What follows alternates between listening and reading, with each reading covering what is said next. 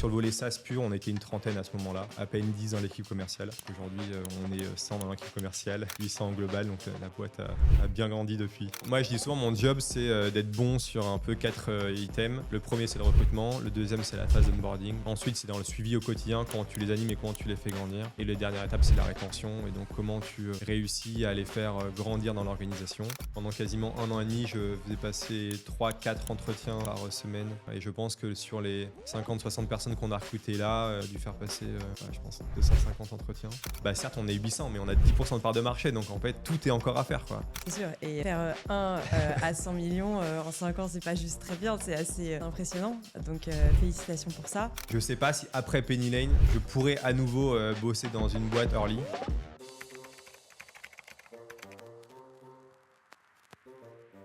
Bonjour, c'est Claire. J'ai cofondé Elio avec Noémie.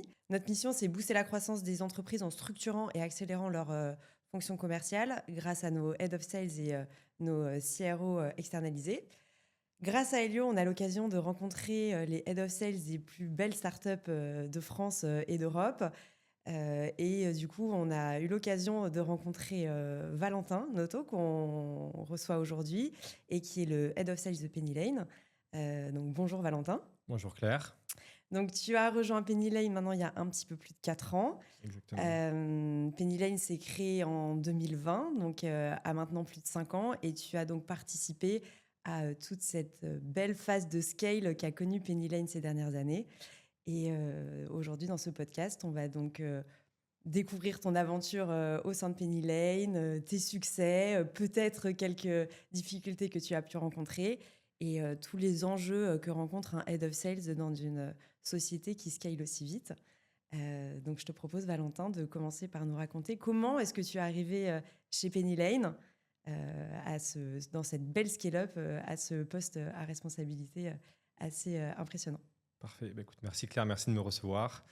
Moi, j'ai commencé, j'ai passé d'abord 4 ans chez Coca-Cola, majoritairement dans les équipes commerciales. Donc mes clients, c'était les grands de la grande distrib, donc les Carrefour, Auchan, Leclerc. Et après, ce qui m'a animé, c'était plutôt d'arriver assez tôt dans des aventures. Donc j'ai d'abord rejoint une première boîte qui était assez rapidement rachetée par le groupe Casino, dans laquelle j'ai passé 2 ans. Ensuite, je fais quelques mois chez Pinterest, où pareil, c'est le lancement du marché français, avant de rejoindre Penny Lane. Et donc à ce moment-là, au moment d'arriver chez Penny Lane, moi, il y a plusieurs choses que je regardais. La première chose, c'était que je voulais de la même manière arriver assez tôt dans l'aventure. Ça, c'était le premier point. Le deuxième point, c'était je voulais un environnement tech, quoi qu'il arrive. Je voulais également avoir idéalement une boîte à fort potentiel. Et donc pour ça, j'ai passé beaucoup de temps à regarder précisément le profil des fondateurs. J'avais lu une fois le livre du fondateur de Criteo qui disait entre autres que les boîtes à succès étaient souvent celles, les deuxièmes boîtes des entrepreneurs, parce que la première, tu es souvent assez jeune et donc tu fais pas mal d'erreurs. La deuxième, tu as l'énergie et tu fais moins d'erreurs. Et la troisième, tu fais moins d'erreurs mais tu as moins d'énergie. Et donc c'est peut-être bête, mais j'ai eu un peu cette ligne directrice. Et donc c'est entre autres ce qui m'a amené chez Penny Lane. Et donc pour ça, j'ai aussi fait marcher mon réseau. J'ai regardé autour de moi, j'avais quelques amis qui travaillaient dans des fonds. Et donc je leur ai posé tout simplement la question de savoir quelles étaient les boîtes à regarder en ce moment. Et Penny Lane est sorti 2-3 fois dans la liste. Voilà, donc ensuite j'ai regardé de la même manière sur LinkedIn qui travaillait chez Penny Lane. J'ai réussi à voir que Edouard, qui est l'un des cofondateurs, était en lien avec une personne que je connaissais également. Et donc ça s'est fait de cette manière-là, en arrivant chez Penny Lane. Ok, génial. Peut-être que tu peux nous rappeler l'activité de Penny Lane aujourd'hui. Comment est-ce que c'était quand tu as rejoint Penny Lane et où est-ce que vous en êtes aujourd'hui? Oui, donc Penny Lane, nous, on se positionne comme une plateforme de gestion financière et comptable, partagée entre le dirigeant d'entreprise et le cabinet. Et donc concrètement, l'idée, c'est d'avoir côté cabinet un outil de production comptable complet, donc comme peut l'être un Cegid ou un Sedge, partie des acteurs les plus connus sur le marché. Et en parallèle, proposer aux dirigeants, au même endroit, une plateforme de gestion financière qui permet aux dirigeants de gérer ses achats, donc vraiment de la récupération des factures jusqu'au paiement des fournisseurs, en intégrant un compte pro directement sur le volet achat. Le volet vente, donc de pouvoir permettre aux dirigeants de facturer ses clients, de pouvoir mieux piloter sa trésorerie et mieux piloter sa compta. Et donc dans un schéma un peu traditionnel, tu as souvent le cabinet d'un côté qui a ses outils, le dirigeant qui a les siens, qui sont bien souvent assez nombreux. Le tout n'est bien souvent pas interconnecté. Et donc, tu perds en productivité et en efficacité, puisque souvent ce qui est fait par l'un est refait en partie par l'autre. Et donc, nous, c'est ce qu'on essaye de gommer en rassemblant sur la même plateforme et le cabinet et le dirigeant pour gagner en productivité et en collaboration. Ok. Et donc, effectivement, comme tu l'as dit, Pennyline a été fondée en 2020. Aujourd'hui, 5 ans après, on a passé la barre des 800 salariés. On accompagne 450 000 clients entreprises et un peu plus de 4 500 cabinets d'expertise comptable.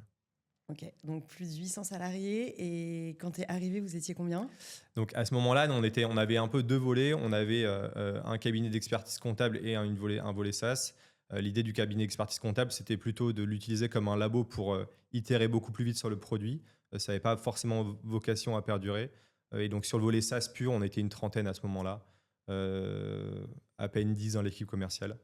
Voilà, donc aujourd'hui, on est 100 dans l'équipe commerciale, 800 en global. Donc la boîte a bien grandi depuis. Ok, et ton job a dû bien changer depuis aussi. Et le job a bien changé également depuis. Au sein de l'équipe commerciale, comme je le disais, on est 100. Concrètement, dans mon équipe, moi, sur le volet vraiment, moi, je suis en charge du volet cabinet. Donc, mon boulot, c'est d'accompagner l'équipe qui va accompagner les cabinets d'expertise comptable. Donc, ça, aujourd'hui, c'est une soixantaine de personnes. Et en plus de ça, on a 25-30 personnes qui font la même chose côté entreprise, puisqu'en fait, on a un peu ces deux cibles, cabinet d'expertise comptable et les entreprises. On a également on a créé plus récemment une équipe qui est en charge de toute la partie intégrateur, donc là qui va accompagner des sociétés qui accompagnent elles-mêmes des PME un peu plus structurées, qui ont des enjeux au moment de choisir la solution, plus de connectivité, d'intégration avec l'écosystème existant. Et en parallèle de ça, on a une petite équipe de sales ops de 10 personnes. Ok. Et donc, quels sont les enjeux qu'on rencontre quand on passe d'une équipe de 10 sales à plus de 50, plus de 60 sales? Qu'est-ce qui se passe?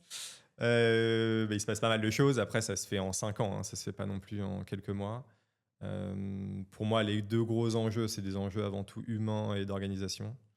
Pour moi, je pense on en reparlera, mais l'enjeu numéro un sur l'humain, c'est la place du recrutement.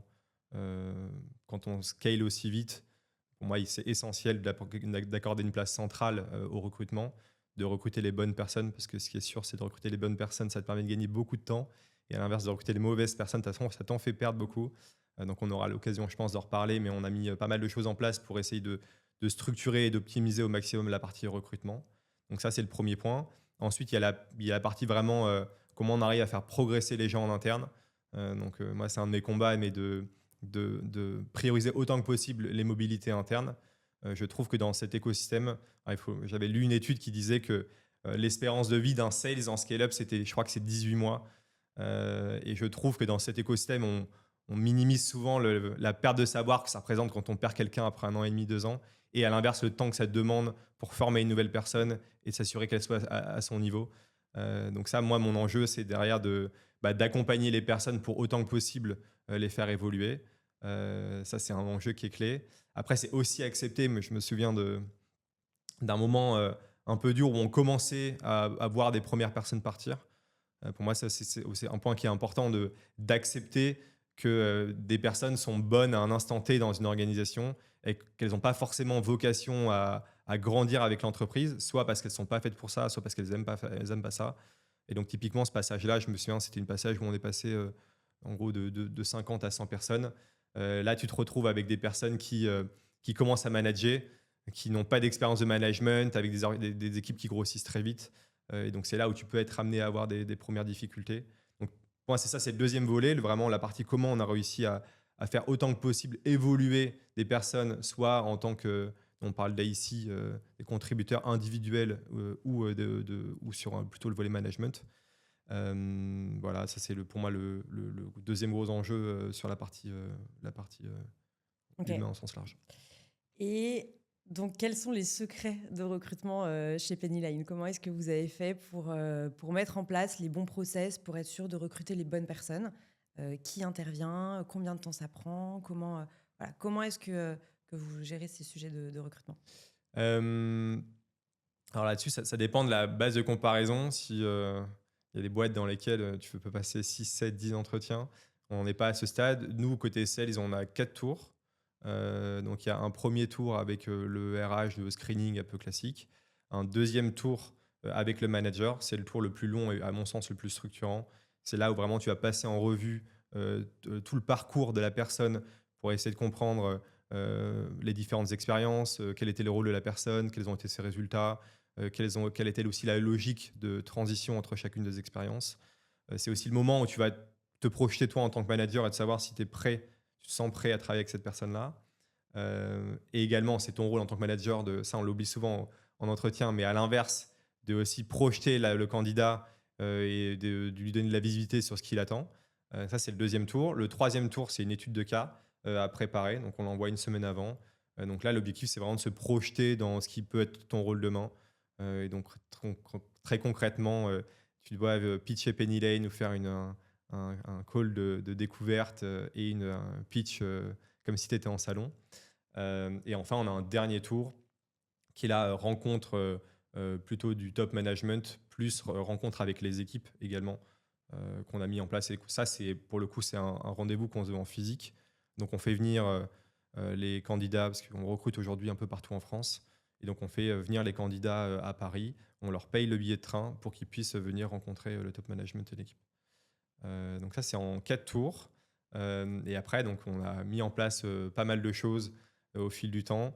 Là-dessus, conseil un peu pratique, mais je recommande fortement un livre qui s'appelle La méthode pour recruter les meilleurs d'Antoine Fraisse, que les RH nous ont donné à un moment où on était, je pense, une centaine dans la boîte. Et moi, désormais, dès que j'ai un nouveau manager dans mon équipe, je lui offre ce livre. Parce que très clairement, c'est le bouquin qui a changé ma façon de recruter, avec l'objectif de recruter les candidats de façon beaucoup plus objective. Et donc là-dessus, il applique vraiment un protocole clair de ce que tu dois venir vérifier. Et entre autres, bon, les choses qui sont marquantes, c'est un peu ce que je citais tout à l'heure, c'est comment tu arrives à positionner la personne sur quels étaient ses objectifs et quels ont été ses résultats. Bien comprendre la transition entre chacune des expériences.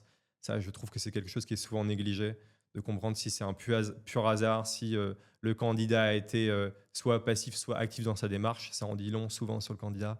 De comprendre aussi ce qui anime, on parle souvent de drive, mais ce qu'a envie de faire le candidat dans les prochaines années. Donc, on ne demande pas forcément d'avoir une vision claire de ce que tu as envie de faire à 10 ans, mais au moins à 2-3 ans, ce que tu as envie de faire, ce que tu as envie de développer. Donc voilà, je recommande fortement ce bouquin. Donc ça, c'est toute une grille d'évaluation qu'on a mise en place. Et de la même manière, là, ce qu'on a plus récemment mis en place, c'est sur l'étude de cas. On a aussi mis en place une grille d'évaluation pour vraiment noter chacun des critères de façon objective. Et l'objectif, c'est vraiment d'éviter autant que possible que l'évaluation diffère en fonction des jurys, en fonction de la personne que tu as en face, et d'avoir autant que possible quelque chose d'objectif. Ok. Avant de passer sur la partie comment est-ce que toi tu fais évoluer les gens de ton équipe, toi comment est-ce que tu as évolué au sein de Penny Lane entre il y a 4 ans et demi quand tu as rejoint la société et que tu étais sales et que vous étiez une petite dizaine jusqu'à aujourd'hui où tu manages une équipe très conséquente? Ouais, donc moi, dans mon expérience précédente, j'avais déjà un peu de management, mais c'est une petite équipe de 3 personnes. Et quand je suis arrivé chez Penny Lane, c'était entre autres l'une des discussions que j'avais eues avec Edouard, donc, qui est l'un des cofondateurs de Penny Lane. Et moi, ce qui m'a amené aussi à rejoindre le projet, c'était on savait assez tôt que la partie vraiment business côté cabinet allait être le gros du morceau dans la croissance de Penny Lane. Et moi, c'est ce qui m'animait, c'était de se dire potentiellement que je peux venir contribuer à mon échelle à construire cette équipe. Donc ça, c'est entre autres la raison pour laquelle je suis venu. Donc j'ai accepté en arrivant de repasser sur un job de sales pur, mais j'avais à la fois cette double casquette d'être sales, de devoir vendre, et en même temps de devoir un peu anticiper la croissance et contribuer assez rapidement au recrutement. Donc disons que sur les 6 premiers mois, le gros du morceau, c'était de lancer la machine. Après 6 mois, on a commencé un peu à recruter. Ensuite, j'ai eu 2 ans où je manageais une plus petite équipe de 6-7 personnes. Et là, ça fait 1 an et demi où on a choisi, entre autres, grâce au levé, d'accélérer le recrutement et notamment le recrutement en région. On a aujourd'hui forte présence en région où on est présent dans une vingtaine de villes en France. On a fait le choix de prioriser le physique au virtuel, ça c'est un point important, mais je trouve qu'avec le Covid, il y a beaucoup de SaaS qui ont minimisé le poids du physique par rapport au virtuel en pensant que tu étais beaucoup plus efficace à faire de la vente en visio. Mais il y a quelque chose que tu ne peux pas remplacer pour moi, c'est la confiance. Et la confiance, tu la crées entre autres sur le terrain, c'est en passant du temps avec tes clients, tes prospects, en apprenant à les connaître de façon professionnelle et personnelle, en sentant aussi ce qui se passe chez ton client. Moi, je dis souvent à mes commerciaux, en fait, quand tu arrives dans un cabinet, même si pour de la prospection pure et dure, ne serait-ce que d'arriver, de voir les locaux, de sentir l'atmosphère, de regarder les écrans, du coup, tu vois aussi quelles sont les solutions utilisées. Il y a des choses que tu ressens déjà sans poser aucune question. Et ça, ce genre d'informations, c'est impossible de les avoir en, en virtuel. Et donc, petite parenthèse fermée, mais donc, on a accéléré pas mal le recrutement en région à ce moment-là. Donc ça, c'était début d'année 2024. On est passé concrètement d'une équipe de 15 personnes à aujourd'hui une équipe de 60. Donc beaucoup de temps passé sur le recrutement. Ok. Et ton équipe aujourd'hui, donc de 60 personnes, comment est-ce qu'elle est constituée? Donc elle est répartie par taille de compte et par région. Donc ça, c'est pareil, c'est quelque chose qu'on a mis en place relativement tardivement, il y a 1 an et demi. Avant ça, quand tu étais sales chez Penny Lane, tu avais tout de même en charge une région. Ça, c'est un point important pour moi. C'est au départ, quand tu arrives en tant que commercial, d'avoir ton périmètre déjà établi et d'éviter autant que possible qu'il y ait de l'ambiguïté entre les commerciaux. C'est là où je trouve que tu peux créer de la friction. Donc le fait d'avoir un territoire, tu sais que c'est ta région et pas la région d'une autre personne. Donc ça, on l'a mis en place très tôt. Et en revanche, là où on a un peu tardé, c'est sur la taille de compte. Jusqu'au moment où peut-être on atteignait un peu les limites, puisque le matin, tu pouvais parler à un créateur de cabinet d'expertise comptable et l'après-midi à un top cabinet français qui a des centaines de collaborateurs. Donc les problématiques sont différentes, le cycle de vente est différent, la seniorité demandée est différente.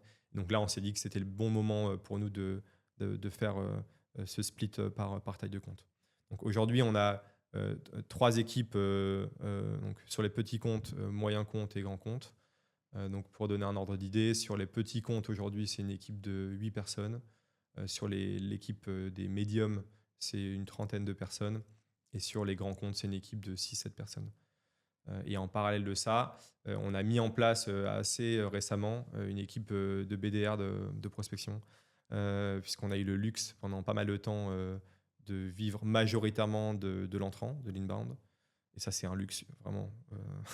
Je pense qu'il y a assez peu de boîtes qui ont ce luxe-là. Néanmoins, ça ne veut pas dire qu'on faisait zéro prospection. C'était plutôt aux mains des AE de le faire. Donc ça, c'est au niveau de l'organisation. Les régions, j'en ai parlé. Et après, sur le périmètre de chacun des sales, nous, on a fait le choix de ne pas avoir de SDR. Donc aujourd'hui, quand tu es sales chez Penny Lane, tu es vraiment responsable de ton compte de A à Z, donc du premier point de contact que tu vas avoir avec tout le cabinet jusqu'au déploiement total. Et ça, je ne le regrette pas.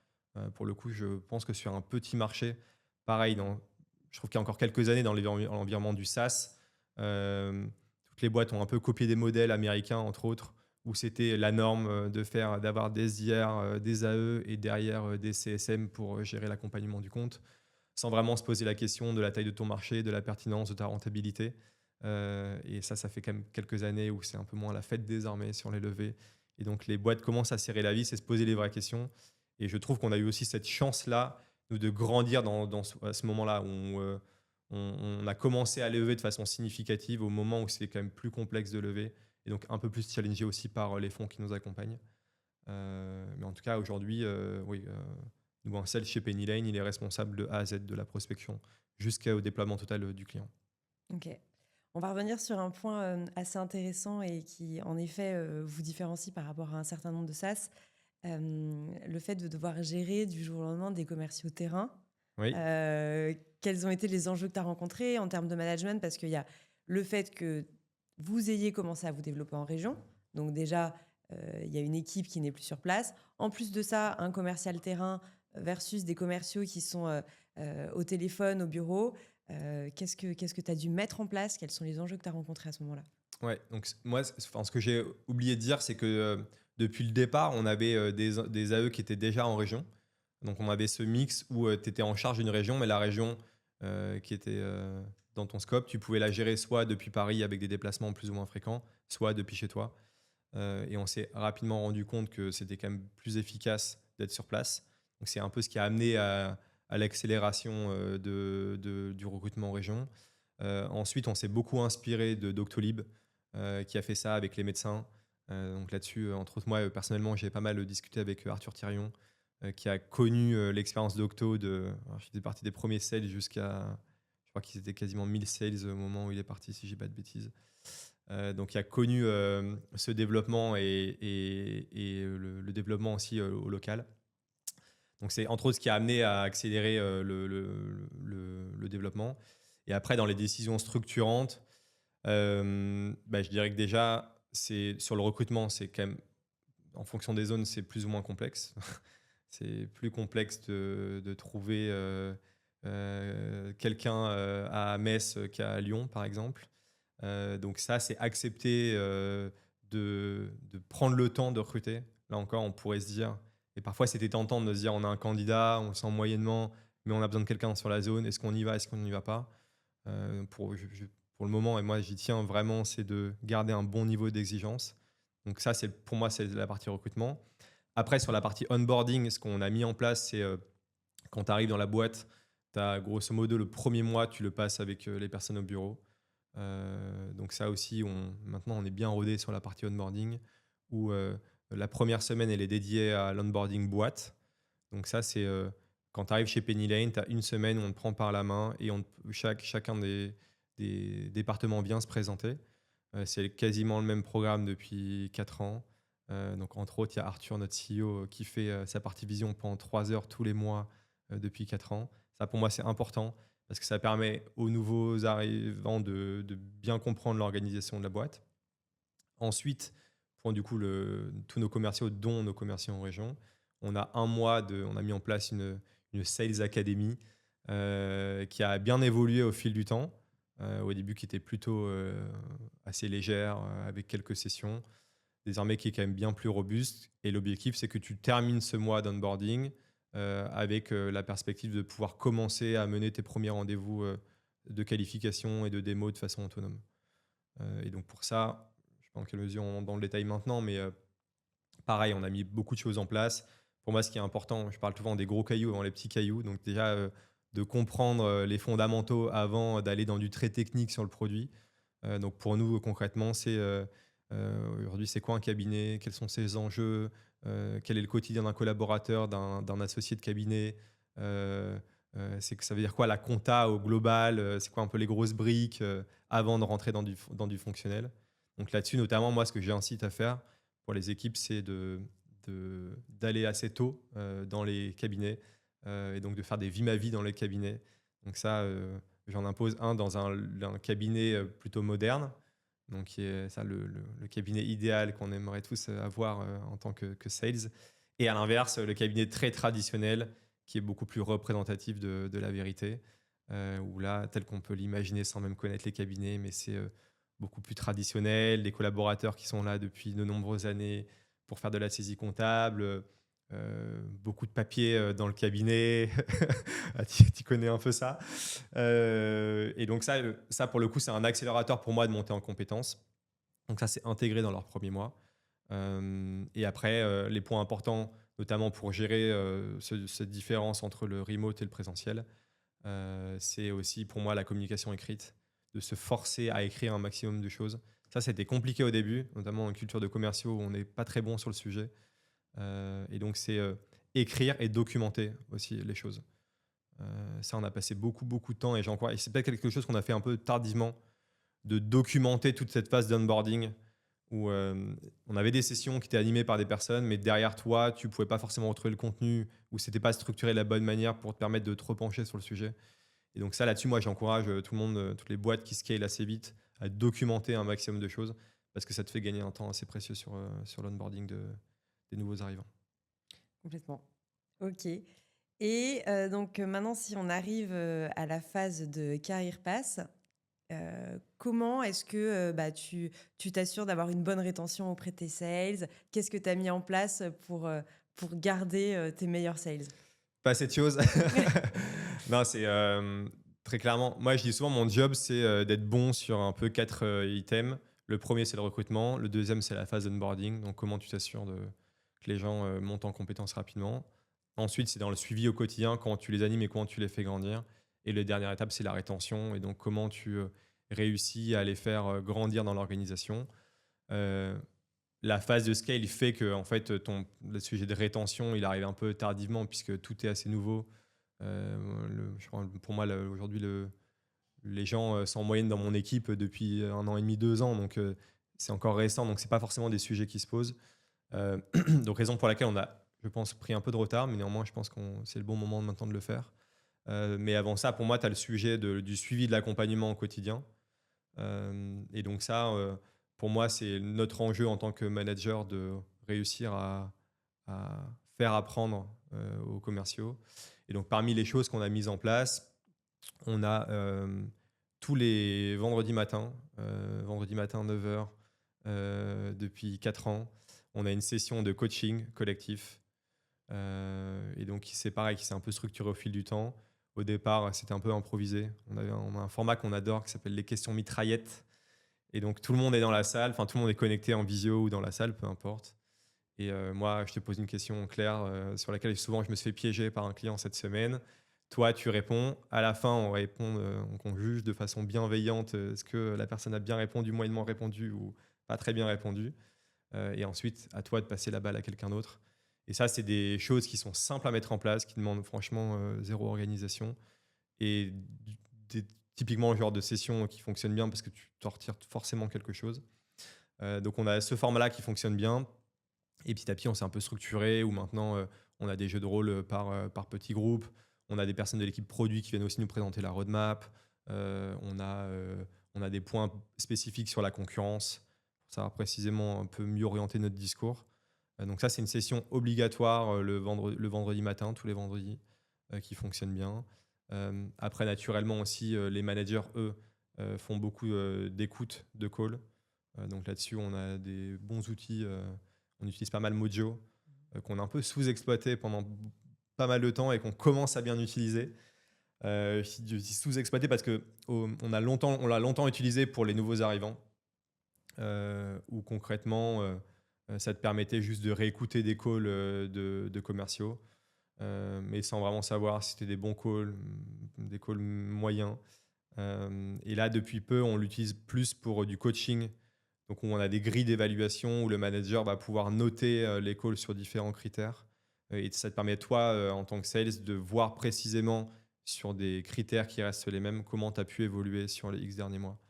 Donc, ça, c'est quelque chose qu'on a bien mis en place. Donc, pour moi, il y a tout ce sujet-là de comment tu accompagnes au quotidien les personnes.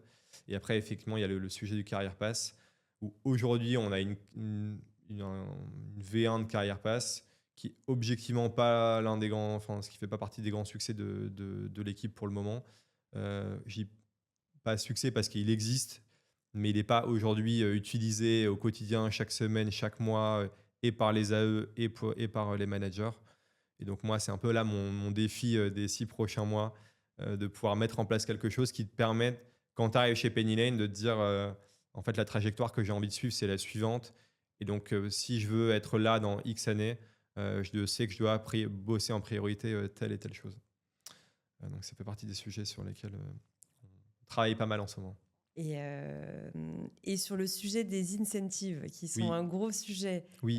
sur les équipes sales, comment est-ce que tu as fait évoluer les choses? Je suppose qu'il y a eu pas mal de changements au cours des 4-5 dernières années.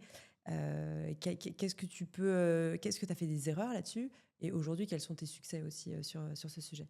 Avant tout, pour moi, ça fait partie typiquement dans la logique de scale où tout bouge très vite. Pour moi, ça fait partie des choses sur lesquelles il faut le moins bouger, enfin en tout cas autant que possible, parce que ça fait partie des fondamentaux. Quand tu touches à la rémunération variable d'un sales, en fait, c'est souvent 40-50% de sa rémunération, donc c'est pas neutre. Au final, l'impact, il est quand même assez important, et donc il faut que les personnes adhèrent au projet. Et donc autant que possible, ne pas y toucher. Donc nous, on l'a fait évoluer quand vraiment c'était nécessaire, mais j'encourage vraiment tout le monde à éviter de changer l'incentive chaque mois ou chaque trimestre. À mon avis, c'est contre-productif. Donc ça, c'est première chose, le bouger le moins possible. Ensuite, oui, on a fait des erreurs où typiquement, au début, moi, quand je suis arrivé pendant, je dirais, la première année, on était objectivé au nombre de dossiers importés qu'on signait, importés par les cabinets et pas au MRR généré.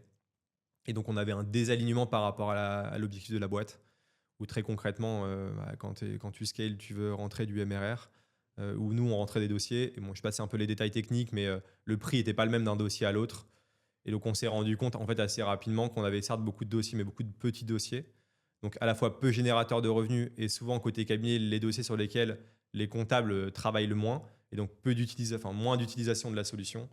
Et donc, ça, on a pris la décision, je dirais, sur la première année de faire le switch et de passer au MRR généré. Et ça a changé beaucoup de choses puisqu'on a eu tout de suite du coup un bon alignement avec la boîte. De façon globale, moi ce que j'encourage à faire, c'est de garder aussi un alignement avec le stade là où tu en es au niveau de ta boîte. Donc typiquement, nous, on est dans une phase de conquête aujourd'hui. Et ben, faire en sorte que ton objectif réponde à cette phase de conquête. Donc au-delà du MRR généré, comment tu alignes tes commerciaux pour faire en sorte de les encourager à aller signer de nouveaux contrats. Donc ça, c'est un premier changement qu'on a opéré et sur lequel on s'est objectivement un peu planté sur la première année. Et après, le deuxième changement qui était plutôt un succès, c'était le passage de l'objectif du mois au trimestre. Parce que pour le coup, ça collait bien mieux à la saisonnalité de nos cabinets. Puisque concrètement, aujourd'hui, si je reprends un peu le calendrier, de mars, donc la période, donc le business des cabinets est assez saisonnier, où tu as la période fiscale concrètement de mars, les cabinets diront janvier, mais vraiment le plus dur, il est entre mars et mi-mai. Ensuite, le mois d'août, comme toute la France, tous les cabinets sont fermés. Et ensuite, tu as une accélération assez forte sur la fin de l'année, puisque c'est le moment où les cabinets ont le plus de temps pour changer d'outils et former les collaborateurs aux nouveaux outils. Et donc, pour le coup, nous, ce qui se passe, c'est que grosso modo, janvier, février, c'est encore assez actif. Mars, c'est dans le creux de la vague. Avril, mai, tu es dans le creux de la vague. Et juin, ça reprend fortement. Juillet, il y a encore beaucoup d'activités. Août, c'est mort. Septembre, ça repart fort. Et ensuite, le Q4, où là, c'est pour nous de loin le plus gros trimestre. Et donc, ça collait bien mieux à la saisonnalité des cabinets. Et ça collait aussi bien mieux à eux, leurs échéances. Puisque quand tu es un cabinet d'expertise comptable, en fin de mois, tu as la TVA à déclarer de tes clients. Et donc, c'est souvent là où tu as moins le temps dispo. Et nous, on se retrouvait à appeler les cabinets pour essayer de rentrer du dossier et de signer des nouveaux contrats. Et donc, des alignements avec la politique de nos clients. Donc ça, pour le coup, je pense que c'était une bonne décision. Après, néanmoins, il y a aussi quelques limites. Puisque quand tu as un objectif au trimestre, naturellement, je pense que c'est propre à tous les sales, mais à l'humain de façon globale. Mais tu as quand même tendance à accélérer au dernier moment. Et donc, tu as des effets d'accélérateur assez forts en fin de trimestre. Et donc, l'avantage de l'avoir en mois, c'est que souvent, tu viens lisser un peu cet effet. Donc, ça, tu le répètes chaque mois, mais c'est un peu moins fort. On l'accepte aujourd'hui parce qu'à nouveau, on pense que c'est le meilleur schéma et le plus en phase à la fois avec ce qui est demandé par les commerciaux et aussi ce qui est attendu par nos clients. Ok, donc très important de prendre en compte l'activité des clients pour aussi bien mettre en place les bonnes temporalités de variables. Exactement, exactement. Ok, et est-ce que vous avez mis en place des systèmes d'accélération, d'accélérateurs et de décélérateurs? Oui, donc effectivement, aujourd'hui, nous, si tu as un pourcentage en dessous duquel tu touches pas du tout de variables, donc en l'occurrence aujourd'hui c'est 50%, en dessous de 50%, tu touches zéro de variables. Ensuite, tu as un décélérateur jusqu'à 100% qui est de moins, enfin plus tu t'approches des 100%, moins il est pénalisant. Et ensuite, un accélérateur passer la barre des 100%, où là, à l'inverse, plus tu montes et plus tu exploses. Et ça, pareil, moi, je l'encourage à faire, ça fonctionne bien. Ça te permet d'encourager à aller à la performance. Ça encourage aussi ça en permet d'engager les top performers dans la durée. Et à l'inverse, de façon honnête, ça permet aussi, encore plus quand tu es au trimestre, nous, Quand tu as un commercial qui est moins bon et qui ne fait pas ses objs pendant deux trimestres, l'impact REM est quand même assez conséquent. Et donc, bien souvent, il finit par partir de lui-même.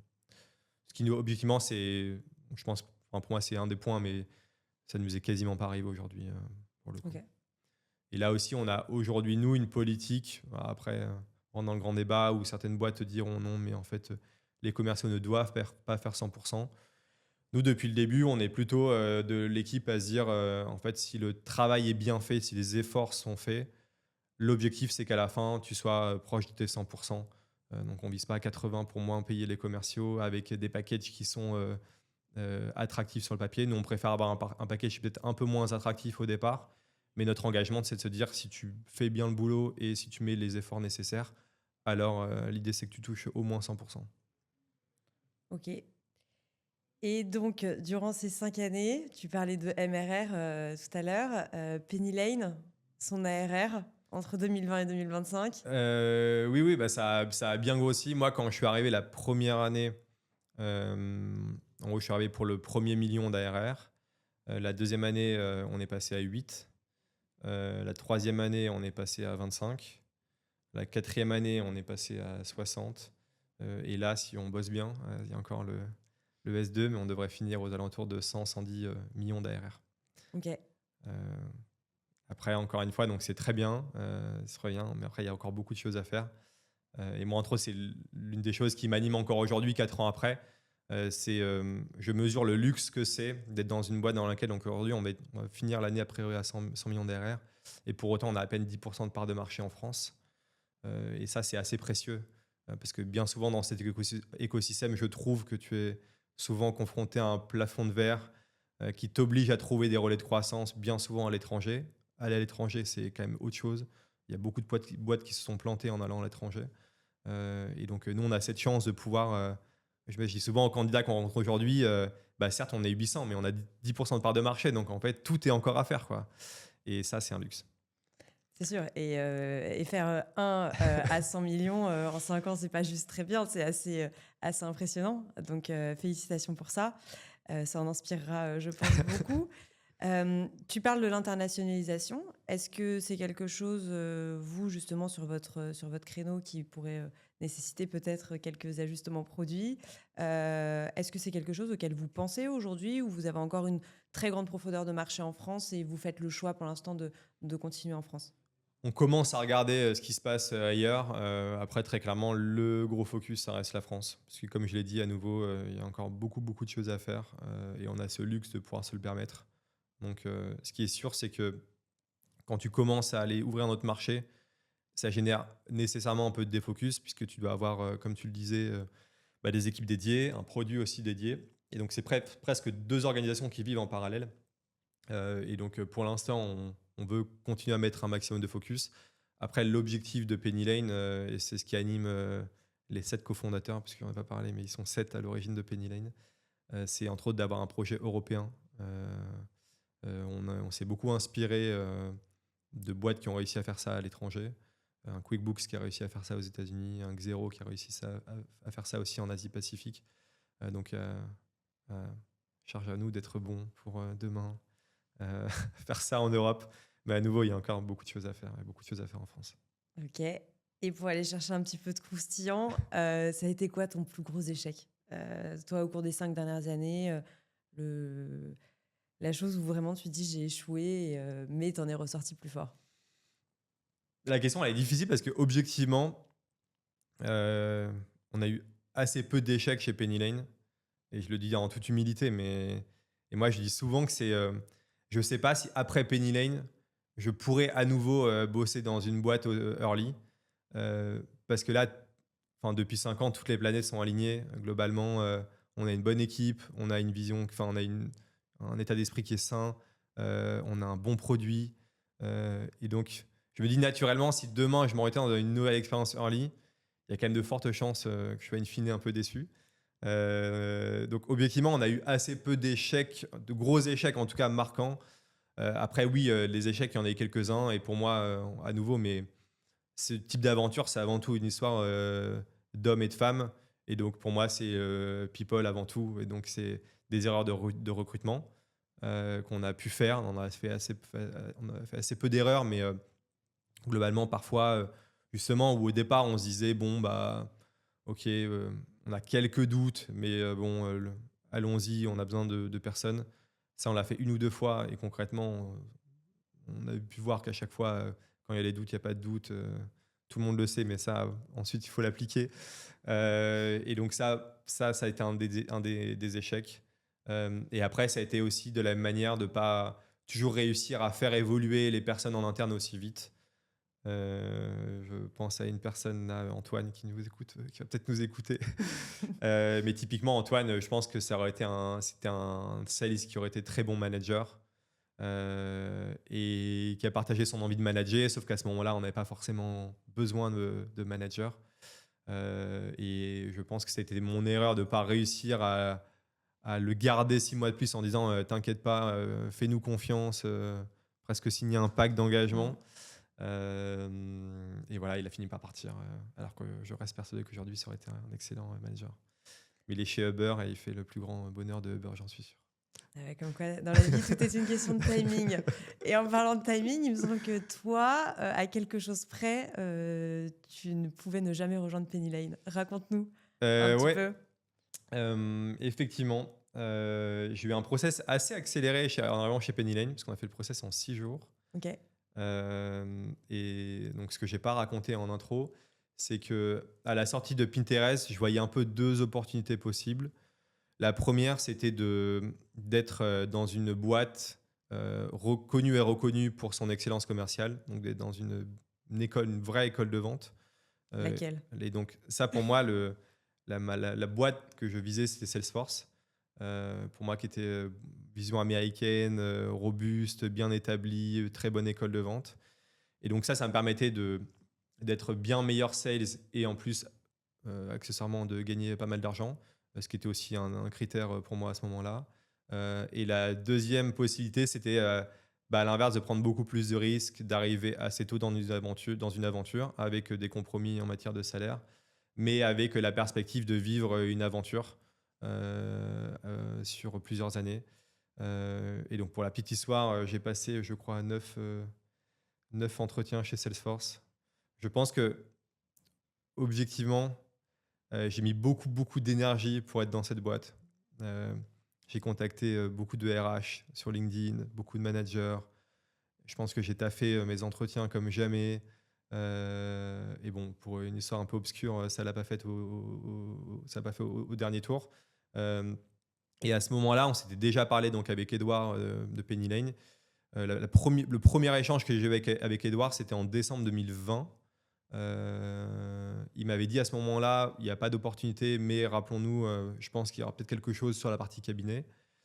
On s'est rappelé en février ou mars en me disant, bon, là, ça va avancer, attends encore quelques semaines. Moi, j'avançais en parallèle dans des process. Et il m'a rattrapé au vol fin avril 2021 en m'appelant et en me disant, non, mais là, ça y est, ton profil nous intéresse, on va se lancer. Et là, à ce moment-là, c'était un peu, je vivais l'histoire de Salesforce, où j'avais l'impression de mettre beaucoup d'énergie et devoir me survendre pour rejoindre cette boîte. Et à l'inverse, un Edouard qui, lui, avait promis de me rappeler, m'a rappelé, me faisait montrer aussi qu'il avait envie que je rejoigne l'aventure. J'en avais parlé un peu tout à l'heure aussi, mais pour moi, c'est aussi ça un process de recrutement. C'est pas uniquement le candidat qui doit se vendre, c'est aussi l'intervieweur qui doit aussi projeter et aussi vendre la boîte. Et donc, je me suis dit, OK, bon, Edouard, en fait, juste là, j'ai d'autres propals en parallèle. Donc, on lançons un process, mais il faut que ça dure une semaine maximum parce que je ne peux pas compromettre mes autres pistes. Et on a fait 3 rendez-vous rythmés tous les 2 jours. Et au 6e jour, j'avais mon offre que j'ai acceptée. Voilà.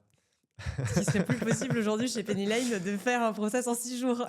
Détrompe-toi, on C'est vrai est plutôt rapide là-dessus. Et c'est souvent un bon retour qu'on a des candidats. On va assez vite. Et entre autres, on s'adapte aussi pas mal aux avancées des candidats pour pouvoir aussi ajuster le timing. Et donc, on a réussi à faire alors, peut-être pas 6 jours, mais je pense qu'on a déjà fait 10-12 jours. 4 tours en 10-12 jours, c'est costaud. Ouais, c'est bien processé, bien, ça avance bien. OK, Exactement. et donc je vais pas te dire dans les 5 dernières années parce que vu tout ce qui s'est Yes. passé ces 5 dernières années, ça va être peut-être trop, mais dans les 2-3 prochaines années, comment est-ce que tu dois continuer à évoluer, au sein de Penny Lane?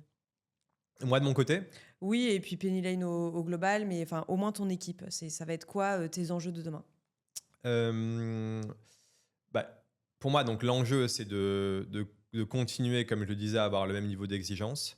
Et ça, c'est très dur parce que plus tu recrutes, plus tu peux être à nouveau tenté de se dire bon, c'est un peu moins grave d'avoir une personne peut-être un peu moins bonne au départ. Donc, c'est se garder un bon niveau d'exigence, de garder aussi une bonne expérience sur la phase d'intégration. Donc, ça, on en parlait un peu tout à l'heure, mais là, on s'apprête à accueillir 85 nouvelles personnes en septembre. C'est quand même un sacré chantier. Et pour autant, c'est important de soigner. Parce que toi, quand tu arrives, tu n'as rien demandé et tu aurais aussi pu te retrouver dans une promo dans laquelle tu étais 10. Et donc, c'est important de bien soigner l'expérience des nouveaux arrivants, de continuer à les former de façon pertinente, de du coup réussir à les garder les gens dans la durée. Donc, ça, toute la logique de carrière passe sur laquelle on doit accélérer. Donc pour moi, il y a ce point-là. Et après, d'un point de vue aussi client, on a assez peu parlé, mais moi, c'est partie un peu des gros succès que j'identifie. C'est la manière avec laquelle on a réussi à construire la confiance avec nos clients. Et c'était pas gagné puisque au départ, on était plutôt vu comme un acteur avec des grosses levées. Et donc dans notre écosystème, malheureusement pour nous, ça nous dessert pas mal.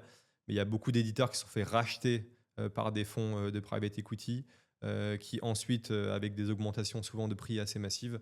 Et nous, on subit ça au quotidien puisque les gens nous disent non, mais en fait, probablement Penny Lane va faire la même chose demain. Et donc, on a mis beaucoup, beaucoup d'énergie à construire la confiance. Et donc, ça passe par le business model. Donc, moi, je me suis battu et on s'est battu pour avoir un business model qui soit cohérent pour nos clients, de garder le plus de stabilité possible au niveau des prix. Donc, nous, nos prix n'ont pas changé côté cabinet depuis 5 ans et on n'est pas prêt de les changer. Un peu de la même manière, on se faisait, donc il y avait pas mal de rumeurs propagées de part et d'autre. Et donc on s'est dit, le meilleur moyen de contrer ces rumeurs, c'est de sortir une charte d'engagement. Donc on a une charte d'engagement sur notre site internet dans laquelle on s'engage sur plusieurs points, dont la stabilité des prix. Donc ça, c'est ce qui permet de créer de la confiance. Et là, pourquoi je parle de tout ça? Parce qu'il y a un gros sujet qui va nous animer sur l'année et demie qui arrive, qui est la réforme de la facture électronique. Donc, en tant qu'entreprise, je pense que beaucoup ne sont pas au courant, qui seront à horizon l'année prochaine, 1er septembre 2026, dans l'obligation de pouvoir recevoir des factures sur le format des factures électroniques. Et donc ça, concrètement, ça veut dire avoir les bons outils. Et donc, notre rôle, c'est d'accompagner aussi les cabinets dans cette transition, puisque notre parti pris, c'est de faire en sorte de passer par les cabinets pour essayer d'accélérer la mise en place de la réforme. Et on pense que l'expert comptable est de loin le tiers de confiance le mieux représenté et le plus à sa place pour pouvoir accompagner les entreprises. Donc, il y a toute cette partie confiance qui, à mon sens, est aussi importante à maintenir dans le temps avec nos clients. Voilà, donc 2 enjeux en interne avec comment on recrute mieux, comment on garde une bonne qualité d'onboarding, d'accompagnement et comment on arrive à garder les gens dans la durée. Et après, tout le volet client ou comment on arrive à continuer à maintenir la confiance avec nos clients. OK, sur le volet recrutement, toi, ton plan de recrutement là, de 2026, fin 2026, ton équipe, ça représentera combien de personnes? Bah là, on a mis un peu les bouchées doubles. Comme je te le disais, nous, c'est très saisonnier, donc on a un très gros Q4.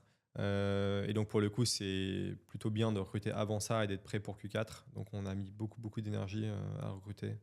Euh, pour donner un ordre d'idée, mais moi, aujourd'hui, alors ça s'est un peu calmé, mais pendant quasiment 1 an et demi, je faisais passer 3-4 entretiens par semaine, donc 4 heures. Et je pense que sur les 50-60 personnes qu'on a recrutées là, on a dû faire passer, je sais pas, je pense 250 entretiens. Donc ça occupe une place assez majeure dans la semaine. Mais à nouveau, pour moi, c'est la prio number one, c'est d'avoir les bonnes personnes. Et donc tout ça pour te dire que là, sur le S1, on a mis aussi beaucoup d'énergie. Et là, ça va se calmer un peu, où on a quelques postes vacants, entre autres. Donc, petite page de pub, mais on recrute. Donc, je parlais de Metz tout à l'heure. On recrute une personne à Metz, on recrute une personne à Lille, on recrute des personnes également à Marseille. Donc, voilà, on recrute un peu partout en France. Comme je disais, on est présent aujourd'hui dans une vingtaine de villes. Et donc, si vous vivez quelque part en France et que vous êtes à la recherche d'une opportunité, même s'il n'y a pas de poste forcément aujourd'hui ouvert, n'hésitez pas à nous écrire, à m'écrire, je répondrai avec plaisir. Voilà, donc écrivez à Valentin si vous recherchez un poste de sales dans une des plus belles scale-up françaises. Un Et, petit mot, vas-y. et d'ailleurs là-dessus, je trouvais ça intéressant aussi en tant que candidat de refaire un peu l'exercice de... Moi, si aujourd'hui je devais chercher un travail dans une scale-up, un peu les critères que je regarderais. Et donc là-dessus, je profite, je prolonge un peu la page de pub, mais moi, ce que je conseille aux candidats de faire, c'est de s'assurer d'un bon alignement avec les valeurs des cofondateurs. Je trouve que c'est les cofondateurs qui impulsent le projet. Et ça, c'est à peu près vrai dans toutes les scale-up que je regarde autour de moi. C'est globalement la culture de boîte et à l'image des fondateurs. Donc ça, pour moi, c'est extrêmement important. Le deuxième point, c'est de s'assurer sur les fondateurs toujours, mais ce que je disais, moi, je pense que d'avoir des fondateurs qui ont déjà fondé une première boîte, c'est une chance. Entre autres, ce que je n'ai pas dit, mais moi, ce que je voulais absolument éviter, c'était un peu les stéréotypes de la start-up fondée par des jeunes d'école de commerce sans expérience qui, au bout de assez rapidement, se retrouvent confrontés à des sujets de management. Parce que c'est aussi un peu le dark side de l'écosystème dont on parle assez peu. Donc là, c'est le deuxième point. Ensuite, c'est s'assurer en tant que sales, de passer du temps sur le produit que tu vas vendre.